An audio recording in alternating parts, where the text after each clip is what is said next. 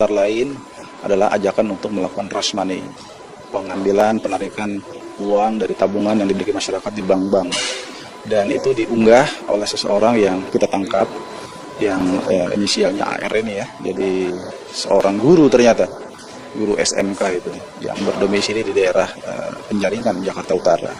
Ya tentu kita ingin minta pertanggungjawaban hukum. Kenapa dia melakukan itu? Kan itu sesuatu yang tidak benar.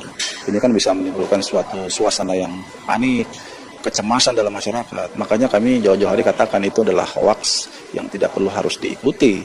Sekarang kita tunjukkan bahwa Polri tidak main-main dengan pelaku-pelaku seperti ini. Ini pembelajaran bagi kita semua bahwa tidak dibenarkan melakukan penyebaran info yang menyesatkan publik. Hoax ini tidak dibenarkan. Kita bertransaksi elektronik itu sudah diatur dalam hukum. Undang-Undang 11 2008 tentang ITE. Oleh karena itu, kepada masyarakat, ya kita mohon bijak dan arif menggunakan transaksi elektronik itu, jangan untuk tujuan-tujuan yang tidak baik. Itu aja pesan. Dari motif ataupun alasan pelaku sendiri melakukan atau mengunggah ajakan tersebut, itu apa sih Pak? Mungkin bisa dijelaskan setelah dilakukannya pemeriksaan, mungkin pada saat kemarin pengungkapan? Ya, penyidik kita masih menyelidiki aktor intelektual ini ya. Apakah ini ada green design ya dari kelompok-kelompok tertentu? Ini masih kita coba cari. Tapi sementara dia bilang hanya iseng ya, ikut-ikutan lah gitu. Tentu ini walaupun ikut-ikutan iseng sesuatu yang tidak dibenarkan ya. Dia harus menyadari resiko dari tindakan-tindakan dia yang tidak bertanggung jawab seperti ini ya. Jadi kita tidak berhenti di sini, kita sedang menyelidiki aktor intelektual dari kegiatan-kegiatan ini. Dampak dari Rasmani itu sebenarnya seperti apa sih? Mungkin bisa dijelaskan kepada masyarakat yang kita tahu bahwa penyebaran ini, isu ini kan berawal dari iseng, tapi ternyata menimbulkan dampak yang cukup signifikan. Dampaknya seperti apa mungkin? Ya, Rasmani itu bisa berakibat kalau akhirnya masyarakat percaya dengan ucapan-ucapan dia, kemudian masyarakat melakukan penarikan uang secara masif di bank-bank yang ada. Tentu kan ini bisa menimbulkan gejolak, ya, bisa membuat suatu kondisi perekonomian tergoncang. Ini bukan sesuatu yang diharapkan. Jadi ini tidak bagus, tidak baik, tidak benar gitu. Kondisi perekonomian kita baik, bagus, pertumbuhan bagus. Kemudian orang tiba-tiba menghasut publik untuk tidak percaya kepada lembaga perbankan, itu tidak dibenarkan. Itu adalah sesuatu yang tidak bagus ya untuk dalam rangka menyesatkan publik ya. Nah baik Pak, terkait dengan penangkapan tersebut kan yang sudah diungkap ini 1 orang. Dan tapi sebelumnya kalau kita tahu bahwa Pak Boy sebelumnya sempat melakukan rilis juga, dan terkait ada beberapa orang yang mungkin terkait dengan penyebaran isu tersebut. Nah apakah memang pelaku ini tunggal, apakah nanti akan lagi pelaku-pelaku lainnya seperti yang sempat disebutkan sebelumnya? Ya, kita ingin melihat ingin membuktikan lah apakah ini sistematis atau tidak. Apakah ini tunggal atau ini adalah kelompok. Ini masih dalam pendalaman. Yang jelas di lainnya juga kita sama-sama juga melakukan pendalaman, penyidikan. Antara lain kan contohnya lah adanya hoax seolah-olah Bapak Kapolri memerintahkan Kabar Reskrim untuk melakukan penangkapan kepada Pak Amin Rais. Kan itu sesuatu ingin menimbulkan keresahan dalam publik. Itu salah satu juga, kita berhasil temukan juga orang itu. Sudah dalam penyidikan juga. Pasal yang disangkakan mungkin seperti apa Pak? Dan ancamannya? Ini kategorinya menyebarkan informasi bohong. Menghasut, menebar kebencian. Jadi kebohongan, kebencian yang provokatif ya. Itu bisa juga dalam hal ini penyidik mengarahkan ke pasal 28 ayat 2 Undang-Undang nomor 11 tahun 2008 tentang informasi transaksi elektronik. Ancaman hukumannya berapa? 6 tahun, 6 tahun penjara. Nah ini kan tadi ada yang menarik nih, kalau kita berbicara tentang ancaman hukuman ini berarti di atas 5 tahun kan Pak? Nah ini kan ternyata pelaku sendiri saat ini tidak ditahan, kan harus wajib lapor. Apa alasannya atau indikator dari pelaku tersebut tidak ditahan? Kalau kita melihat kan harusnya kalau misalnya di atas 5 itu biasanya ditahan. Nah ini bagaimana Pak? Ya, setelah selesai dalam pemeriksaan, kemudian penyidik minta pernyataan kepada dia dan melihat yang bersangkutan profesinya adalah guru, ya, kemudian masih punya anak yang masih kecil-kecil. Itu diputuskan oleh penyidik untuk tidak dilakukan penahanan dan wajib lapor saja. Karena kita tahu bahwa semua tersangka itu tidak wajib untuk ditahan. Artinya bisa ditahan dan bisa tidak ditahan. Baik, mungkin terakhir Pak Boy, ada himbauankah kepada masyarakat kan terkait dengan penggunaan media sosial dan sebagainya agar tidak menimbulkan dampak-dampak seperti yang sekarang sempat beredar seperti ini?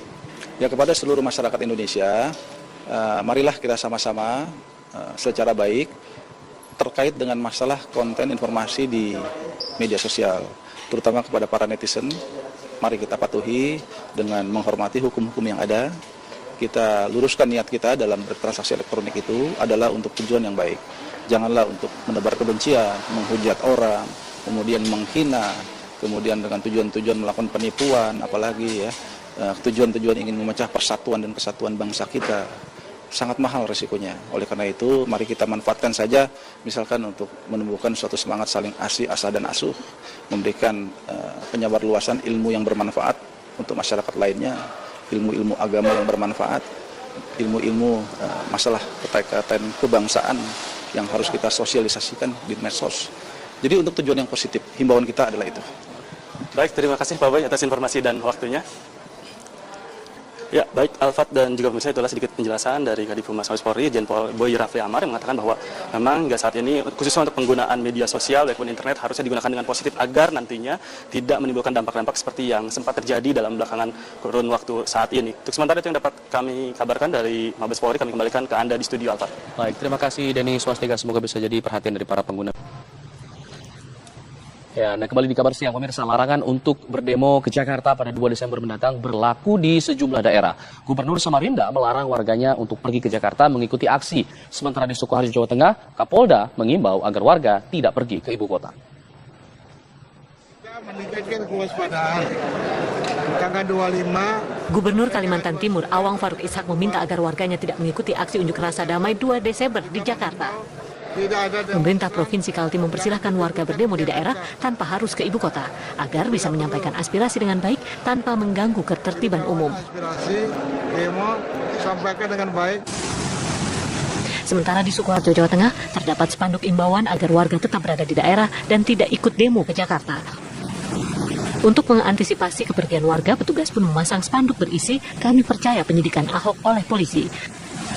Ada 35 spanduk yang akan dipasang di sejumlah tempat strategis untuk menahan warga agar tidak ke ibu kota.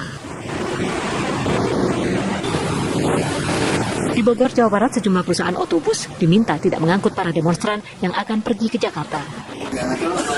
Pemilik perusahaan mengaku resah karena didatangi orang yang mengaku sebagai petugas kepolisian berpakaian preman. Meski begitu, pemilik bus memang tidak akan menyewakan kepada pengunjuk rasa karena khawatir jika terjadi kerusuhan. Tim TV One mengabarkan. Sementara itu, warga Nusa Tenggara Timur mendatangi rumah Lembang di Menteng, Jakarta Pusat hari ini. Cagup Ahok dan Cawagup Jarot menyambut kedatangan mereka.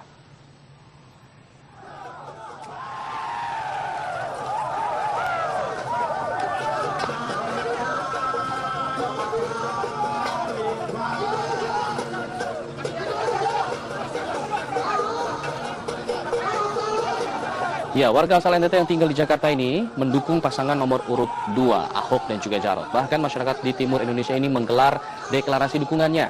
Ada 1.000 masyarakat NTT yang berdomisili di Jakarta. Rata-rata mereka mendukung dan akan memilih Ahok Jarot. Dukungan ini juga sebagai bentuk kebinekaan masyarakat DKI yang memilih pemimpin tanpa memandang suku, agama, dan golongan. Sementara Ahok tidak mau mengumbar janji, ia akan membenahi Jakarta ke depannya.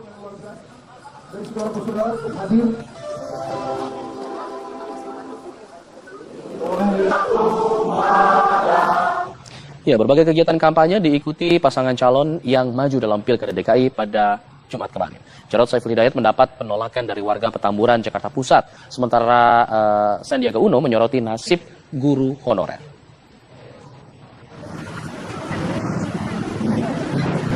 Calon Wakil Gubernur nomor urut 1 Silviani Murni mengunjungi pondok pesantren At-Itkon di Cengkareng, Jakarta Barat kemarin. Mpok Silvi berencana menggalakkan kembali kegiatan keagamaan yang sempat terhenti. Tak terbatas kegiatan agama Islam saja, tapi juga agama lain.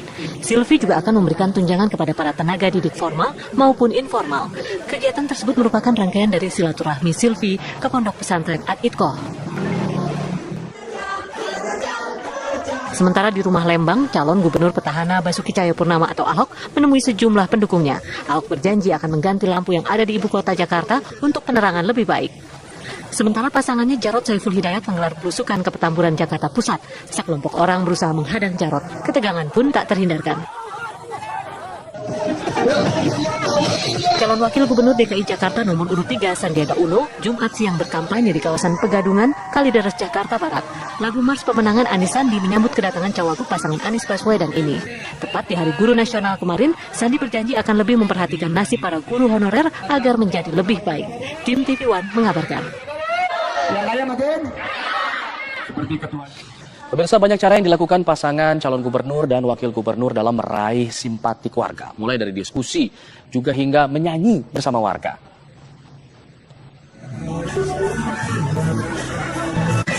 Pasangan calon gubernur dan calon wakil gubernur Bangka Belitung nomor urut 3, Hidayat Tarsani dan Sukirman, melakukan belusukan unik dengan berjoget sambil bernyanyi dangdut bersama ratusan warga pelosok desa Belinyu, Kabupaten Bangka Induk, Provinsi Bangka Belitung. Dalam kesempatan ini, pasangan ini juga menyampaikan program untuk mengatasi pengangguran, kemiskinan, dan kesenjangan sosial.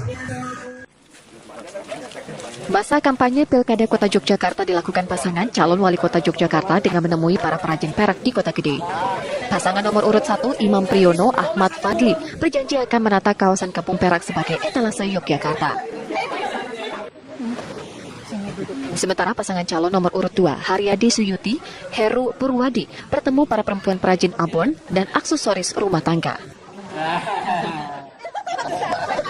Calon Bupati Kulon Progo, Hasto Wardoyo, membantah belusukan yang dilakukannya di lokasi banjir disebut sebagai kampanye.